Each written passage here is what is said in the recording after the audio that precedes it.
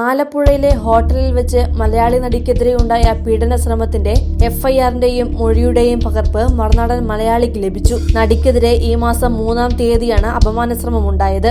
അന്നേ ദിവസം പുലർച്ചെ 4:30 ഹോട്ടൽ ജീവനക്കാരൻ അതിക്രമം നടത്തിയതെന്നാണ് നടിയുടെ മൊഴി. സംഭവ ദിവസം 7:30 ഹോട്ടലിലെത്തി വിശ്രമിക്കുകയായിരുന്നു. പുലർച്ചെ ഞാൻ ഞെട്ടി ഉണർന്നപ്പോൾ റൂമിൽ ഒരാൾ നിൽക്കുന്നത് കണ്ടു.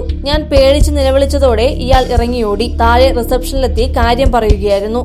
ഹോട്ടലിൽ ചെന്ന സമയത്ത് ലഗേജുകൾ റൂമിലെത്തിക്കാൻ സഹായിച്ച ആളാണ് റൂമിലെത്തിയതെന്നും നടി പോലീസിന് നൽകിയ മൊഴിയിലുണ്ട്.